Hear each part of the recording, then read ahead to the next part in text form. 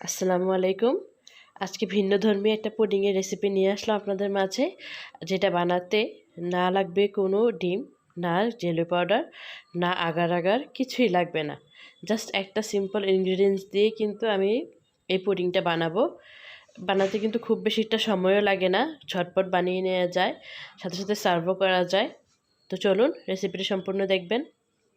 তো এখানে প্রথমে আমি 3টা মালটা নিয়ে নিয়েছি। 3টা মালটা আমি ভালোভাবে ধুয়ে নিয়েছি। আর দুধ দিয়েই সাথে আমি এই রেসিপিটা করব। তো মালটাগুলো আমি কেটে নিয়েছি। কেটে আমি এখন এগুলো রস বের করে নেব। তো আমি একটা সিম্পল ওয়েতে এটা রস বের করে নেই, যাতে করে বিচিরও সমস্যা হয় না। আর যদি আপনি ব্লেন্ড করে নেন তাহলে কিন্তু অনেক সময় বিচি সব ব্লেন্ড হয়ে যায়, তখন কিন্তু একটু প্রবলেম হয়, একটু তিতা লাগে।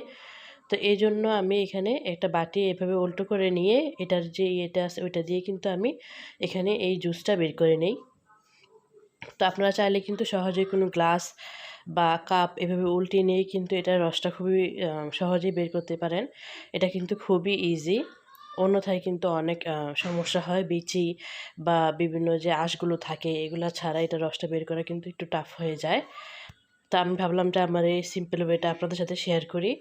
তো আমি এভাবে একে একে সবগুলো মালটার রস আমি এভাবে দেখতে পাচ্ছেন সুন্দরভাবে বের করে নেব। এখানে কিন্তু বিচিগুলো কোনো প্রবলেম হচ্ছে না। তো আমি সবগুলো রস বের করে নিচ্ছি। এরপর আমি আপনাদেরকে দেখাবো বাকি প্রসেসিংটা কী। তো এই ইয়েটা আমি ভালো করে ছেঁকে দেখুন একটা কাপে নিয়ে নিয়েছি। আর বাকি যে খোসাগুলো আছে এগুলো সবগুলো আমি ফেলে দিব। তো এখন যতটুকু রস আমি নিয়েছি অতটুকু পরিমাণের দুধ আমি একটা কাপে নিয়ে নিয়েছি। তো এরপর আমি এখানে দুইটাতেই বাকি ইনগ্রিডিয়েন্টগুলো একসাথে অ্যাড করব। তো এখানে প্রথমে আমি চিনি অ্যাড করছি। চিনি আমি এখানে 1.5 চামচ করে অ্যাড করছি দুইটাতেই। দুধে 1.5 চামচ এবং ওই যে কমলার রসটাতেও কিন্তু 1.5 চামচ অ্যাড করছি। আপনারা কিন্তু এটা টেস্টটা দেখে চেক করে এরপরে আবার চিনিটা অ্যাড করবেন।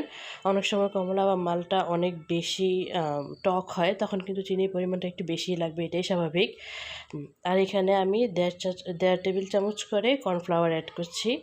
তো প্রথমে আমি 1 টেবিল চামচ করে দিলাম, এরপর আমি আবার 1/2 টেবিল চামচ করে দিয়ে 1.5 টেবিল চামচ করে আমি এখানে কর্নফ্লাওয়ার অ্যাড করে ভালোভাবে গুলিয়ে নিচ্ছি। ভালোভাবে মিক্স করে নিতে হবে, সাথে সাথেই ভালোভাবে গুলিয়ে নিয়ে এরপরে বাকি কাজ। আর আপনারা যে দুধটা নেবেন এটা যদি গরম থাকে তাহলে কিন্তু হবে না। এটাকে অবশ্যই রুম টেম্পারেচারে বা ঠান্ডা করে নিতে হবে। কমলার রস তো স্বাভাবিকভাবে ঠান্ডাই থাকবে। আর দুধটা কিন্তু অবশ্যই ঠান্ডা অবস্থায় থাকতে হবে, তাহলে কিন্তু কর্নফ্লাওয়ারটা খুব সহজেই গুলে যাবে। আর না হলে কিন্তু মিশতে চাইবে না, এটা দলা পেকে যাবে। তো এইভাবে আমি দুইটাতেই আগেই ভালো করে কর্নফ্লাওয়ারগুলো ভালো করে গুলিয়ে নিলাম। এখন আমি একটা পাত্র নেব। পাত্রতে আমি দুইটা পাত্রে আমি দুইটাই আলাদা আলাদাভাবে ঢেলে নেব। তো এখানে আমি যে কমলার রসটা নিয়েছিলাম ওইটা আমি ঢেলে নিচ্ছি। আরেকটা পাত্রে আমি দুধের যে মিক্সচারটা ওইটা ঢেলে নেব। ঢেলে আমি দুইটাই একসাথে চুলায় বসিয়ে দেব। মনে রাখবেন দুইটাই কিন্তু একসাথে চুলায় বসাতে হবে, একটা আগে পরে করলে কিন্তু হবে না।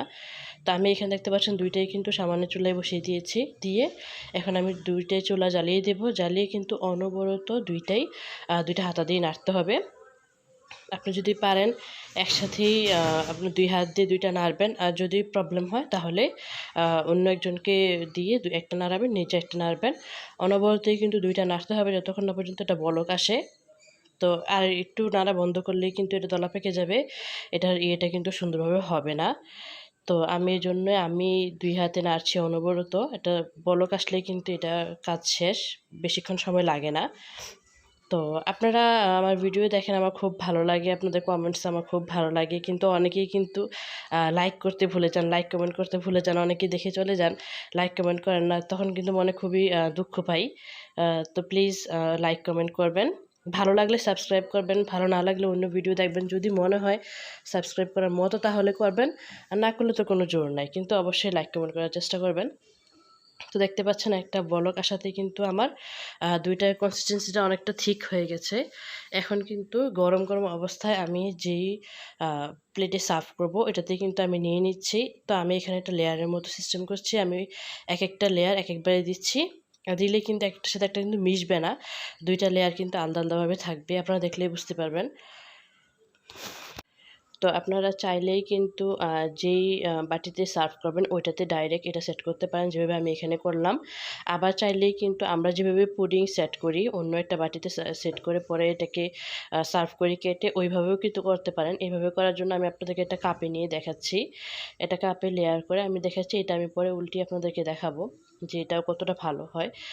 দুইটাই খুবই সুন্দর হয়, দুইভাবে করা যায়। কিন্তু ভাবা যায় দেখছেন যে ডিম ছাড়া আগার আগার বা জেলো পাউডার ছাড়াও কিন্তু খুবই সুন্দরভাবে পুডিং বসানো যায়, খুব বেশিটা সময় লাগে না। তা আমি এখন এই দুইটাই সেট হতে রেখে দেবো কিছুক্ষণ, যতক্ষণ না পর্যন্ত এটা ঠান্ডা হচ্ছে ততক্ষণে। যদি আপনি জলদি থাকে তাহলে একটু নর্মাল ফ্রিজে রাখতেও পারেন। তা আমি এটাকে ঠান্ডা করে নিয়ে এসেছি। আমি এখন আপনাদেরকে সার্ভ করে দেখাচ্ছি যে এটা উল্টালে কীভাবে কি সুন্দর লাগে ভিতরটা, যেহেতু আমি এটা লেয়ার করেছি।